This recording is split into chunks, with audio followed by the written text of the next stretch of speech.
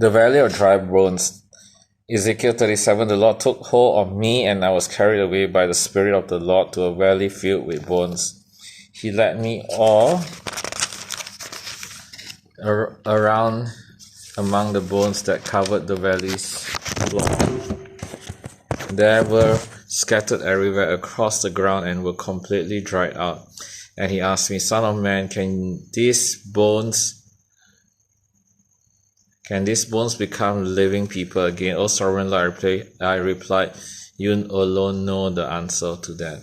Then he said to me, speak a prophetic message to these bones and say, dry bones, listen to the word of the Lord. This is what the sovereign Lord says. Look, I am going to put breath into you and make you live again. I will put flesh and muscles on you and cover you with skin. I will put breath into you and you will come to life. Then you will know that I am the Lord. So I spoke this message just as he told me. Suddenly, as I spoke, there was a rattling noise all across the valley. The bones of each body came together and attached themselves as complete skeletons. Wow, isn't this magnificent? Dry bones all coming together and becoming skeletons. Then as I watched, muscles and flesh form over the bones. Then skin formed to cover their bodies, but they still had no breath in them. Then he said to me, speak a prophetic message to the winds, son of man, speak a prophetic message and say, this is what the sovereign Lord says. Come, O breath from the four winds, breathe into this dead body so they may live again. So I spoke the message as he commanded me, and breath came into their bodies. They all came to life and stood up on their feet, a great army. See, as Ezekiel prophesies the word of God, an army is raised from dry bones. Then he said to me, Son of man, these bones represent the people of Israel. They are saying, we have become O dry bones, all hope is gone. Our nation is finished.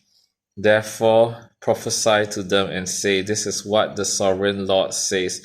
O my people, I will open your graves of exile and cause you to rise again. Then I will bring you back to the land of Israel. Then when this happens, O my people, you will know that I am the Lord.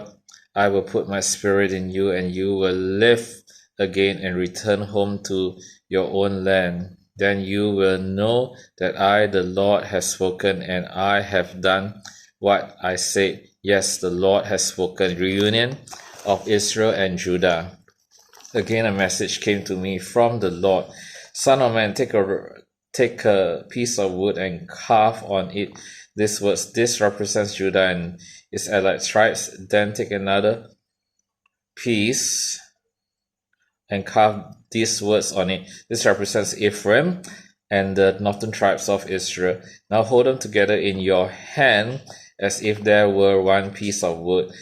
When your people ask you what your actions mean, say to them, this is what the sovereign Lord says. I will take Ephraim and the northern tribes and join them to Judah,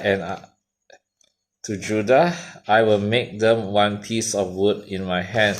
Then hold out the piece of wood you have inscribed so the people can see them, and give them this message from the sovereign Lord. I will gather the people of Israel among the nations. I will bring them home to their own land from the places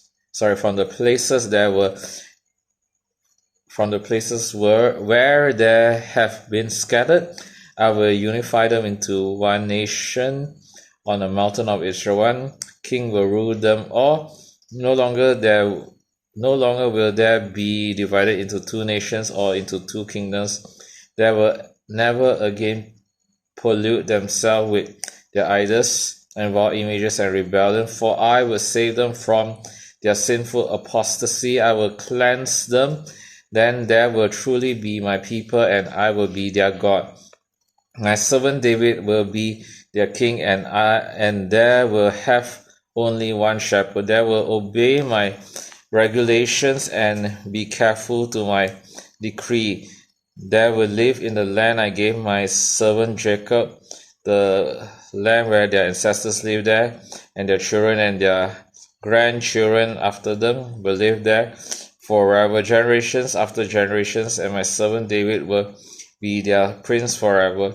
And I will make a covenant of peace with them, an everlasting covenant. I will give them their land and increase their numbers, and I will put my temple among them forever. I will make my home among them. I will be their God, and they will be my people. And when my temple is among them forever, the nations will know that I am the Lord who makes Israel holy. This is the word of God.